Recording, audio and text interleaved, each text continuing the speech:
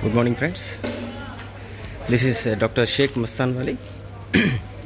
Today we are going to cover the family, Brassicaceae family in taxonomy part in semester 3 and paper 3. You very well know the Brassicaceae is a dicot family. It belongs to Polypetalae subclass and series Thalamiflorae and order Paratiales family Brassicaceae. And the whole name of this Brassicaceae family is Cruciferae. It is called Cruciferae because the petals are arranged in a cross-shaped structure. That is the reason why it is called as Cruciferae. Coming to the distribution part, so it is a cosmopolitan distribution. 375 genera and over 3,200 species occur chiefly in the northern hemisphere. So it's a cosmopolitan distribution. So these are the important plants which I am going to show you. This is Brassica nigra plant, and this is Brassica oleracea campestris, which is called cabbage, and this is Brassica oleracea variety botrytis, cauliflower, Brassica oleracea gangylodes, null, and Brassica oleracea gemifera, and Brassica rapa, rhapsida. Oil is obtained from this Capsula bursa pastoris, and in this a smallest fruit called silicula is present. Silicula.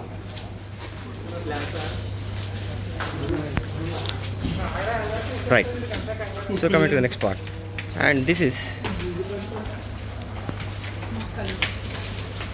Drabas cunifolia. This is Iberis amara, and the specialty of this Iberis amara is two petals are larger and two petals are smaller. So you can clearly distinguish between this. Two petals are larger and two petals are smaller.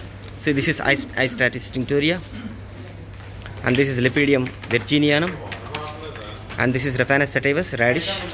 A swollen root is present. It stored food material. This is Subularia aquatica. My dear friends, it is the only Brassicaceae member which is aquatic in nature. So these are the important plants. Right, Cicimbrium. This is Cicimbrium plant.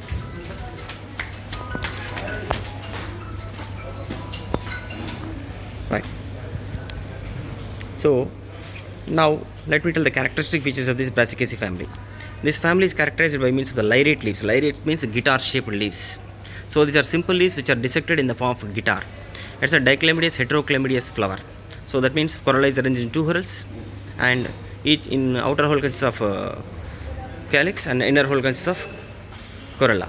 Only two sepals present, and cruciform corolla, 4 petals in cross-shaped structure, and tetradynamous condition A2 plus 4. Here the tetradynamous condition means here stamens are arranged in two whorls, out of which the outer whorl is 2 shorter stamens are present and inner whorl 4 longer stamens are present. A false septum called replum is also present, and parietal placentation. Parietal placentation is a very important characteristic feature of Brassicaceae family. So here a siliqua or silicula fruit is present, and pungent odor of these plant parts is mainly because of the sulfur compounds. So the two important characteristic features of this family are number 1, the tetradynamous condition, and number 2, cruciform corolla. Along with the siliqua is the fruit, and false septum is also most important characteristic feature of this family called Brassicaceae. So now we are going to see the description of the family, the vegetative characters of this family.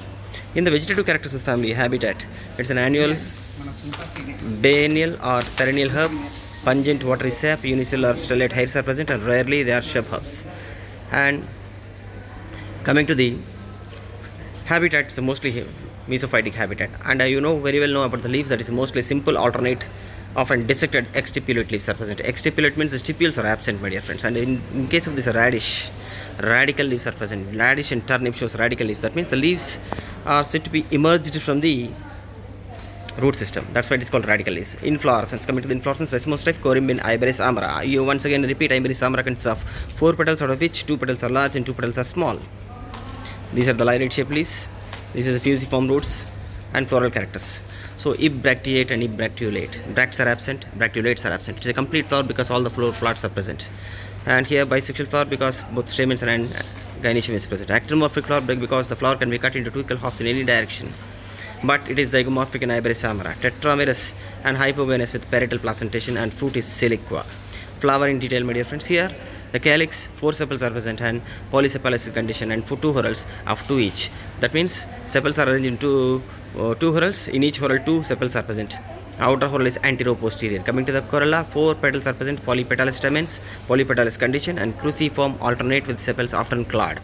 Anterior petal in average summarize larger petals are reduced or scale in coronococcus, right? And lepidium petals are completely absent. Lepidium is the plant in which lepidium corolla is completely absent. Cruciform corolla. You can see the 4 corolla. You can see the 4 petals of the corolla in a cross-shaped manner. This is called cruciform corolla, right? So tetradimenous condition, I have already given the information regarding the tetradimenous condition. 6 stamens are present. Out of 6 stamens, 2 stamens are arranged in outer whorl, 4 stamens are arranged in inner whorl. This is tetradimenous condition. You can see very clearly that 2 stamens are arranged in outer whorl and 4 long stamens are arranged in the inner whorl. 2 shorter stamens in the outer whorl, 4 longer stamens in the inner whorl. The other picture clearly gives the tetradimenous condition as well as cruciform corolla. So coming to the gynoecium, bicarpal is syncarpus unilocular, which becomes bilocular due to the development of false septum. Actually, the ovary is unilocular, bicarpal unilocular, but it becomes bilocular mainly because of the formation of false septum, right? The numerous campylotropous whorls are present in the parietal placentation. The placentation is parietal placentation, right? So coming to the fruit is siliqua in capsula bursa pastoris, it is silicula. And the seeds are small and non-endospermic and curved embryo, and often mucilaginous testa are present. And pollination is mainly because of entomophily. Entomophily means pollination by insects. And dispersal of seeds is by birds, winds, as well as water and cattle. General floral formula: bracteolate, complete, bisexual, and calyx K2+2, C4, cruciform corolla, A tetradimenous condition, A2+4, G 2 in brackets, and a hyphen underneath the G shows that it is an superior ovary hypogynous flower. So these are the siliqua fruits, my dear friends. A short fruit which break open from bottom to upper side. And the other one is siliqua fruit, very small fruit, which is in the capsula bursa pastoris. This is the floral diagram. So thank you very much. And the next video we are going to come up with other family. Thank you for watching this video. Thank you very much.